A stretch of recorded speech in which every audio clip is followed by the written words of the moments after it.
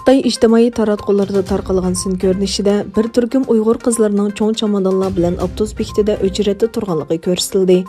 Uchurlarga qaraganda bu Uyg'urlarning dunyoviy dangliq markalarning ta'minlash zanjirida yer olgan Xitoydagi ko'chma ekran ishlab chiqaruvchi Lensi texnikasiga tava zavodlarga majburiy emgakka avatilganligi ma'lum bo'lgan.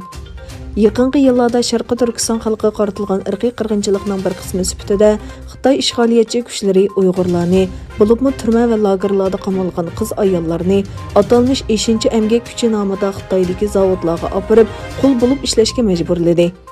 Gerçi Xitoy xalqaro jamiyatning tanqidiga uchragan bo'lsa-mu, lekin bu inkoslarga qaramasdan zulm va qirg'inchilikni davomlashtirmoqda.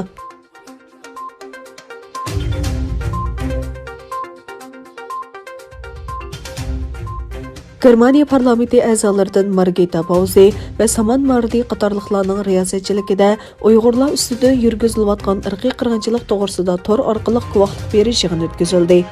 Yig'inga ishtirok qilgan Dunyo Uyg'ur qurultiyi yoshlar komitetining raisi va Dunyo Uyg'ur qurultiyi Berlin ishxonasining mudiri G'ayur Qurban apandining bildirishicha, Dunyo Uyg'ur qurultiyi bilan hamkorlikda elib berilgan bu guvohlik berish yig'iniga hokimiyat mishidagi ko'plagan partiyalarning vakillari ham Germaniya parlamentining ko'plagan muhim a'zolari, ba'zi kishilik huquq tashkilotlarining rahbarlari qatnashgan.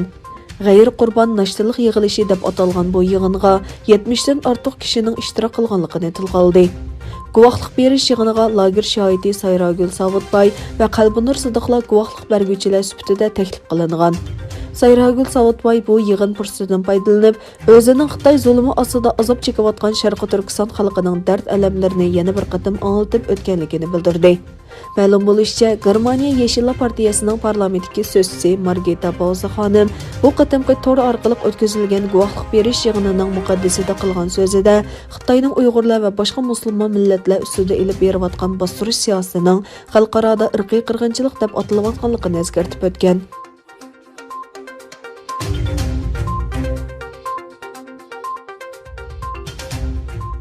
Hindiston bilan Xitoy kontrol liniyasi deb ataladigan chegara rayonida o'qishmaslikqa yo'l qo'ymaslikqa qo'shildi.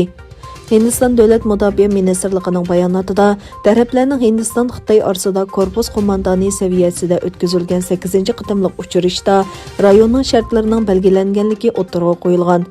Bayonotda ikki davlat rahbarlari birlikka kelgan masalalarning astoydil yo'lga qo'yilganligi, yig'inda chegaraning oldingi sepida o'tiral bo'lish va o'qishmaslikdan saqlanish to'g'risida o'rtaq tonish hosil qilinganligi ko'rsatildi. 6-oyning 15-kuni Hindistonning sharqiy shimolidagi Ladakh rayonida 20 Hindiston askarining o'lishini keltirib chiqargan va bu rayondagi jiddiyatning kuchayishini keltirib chiqargan to'qinish Xitoy askarlarining 5-oyning 5-ida 3 nuqtadan Ladakh rayoniga kirishi va u yerda chidir va harbiy qorovulxona qurishi bilan boshlangan.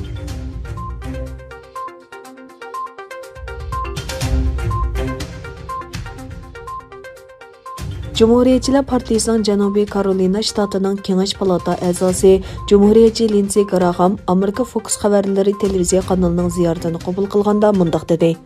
Agar Cumhuriyetçiler Amerikaning saylam sistemasiga jang e'lon qilmasa va o'zgartmasa, Cumhuriyetçiler Partiyasining qayta prezident saylanmaydi dedi.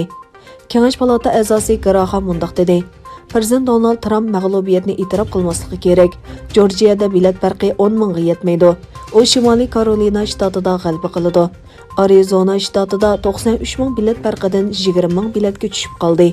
Yana sanaydigan nurg'un bilet bor. Graham Pensilvaniya shtatida qazo qilganlarga vakolatan bilet tashlash to'g'risidagi bir qism ayblashlarning to'g'riligini ko'rsatib, Federatsiya tekshirish idorasi, Kengash palatasi axborot komiteti va pochta idorasi tekshirish idorasining Pensilvaniya shtatidagi bir pochtaxonaning kechikib kelgan biletni pechatlaganligi to'g'risidagi ayblashlarni tekshirganligini aytdi. Yana bir tarafdan Amerikaning sobiq prezidenti Cumhuriyetçiler Partiyasining a'zosi Bush prezident saylovida g'alaba qilgan demokratchi Jo Baydenni tabriklaganligini e'lon qildi.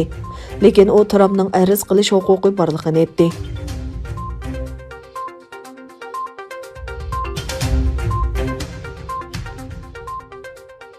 Ozarbayjon prezidenti Ilham Aliyev Armeniya armiyasidan Shusha shahrini qaytarib olganligini e'lon qildi.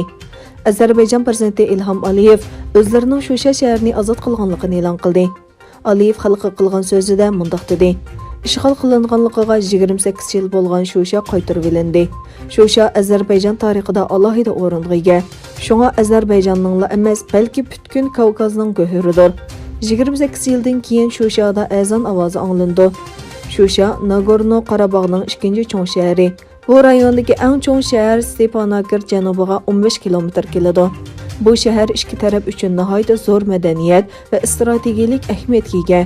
Shushaning ishg'oldan ozod qilinishi Turkiyada zo'r zilzila qo'zg'adi.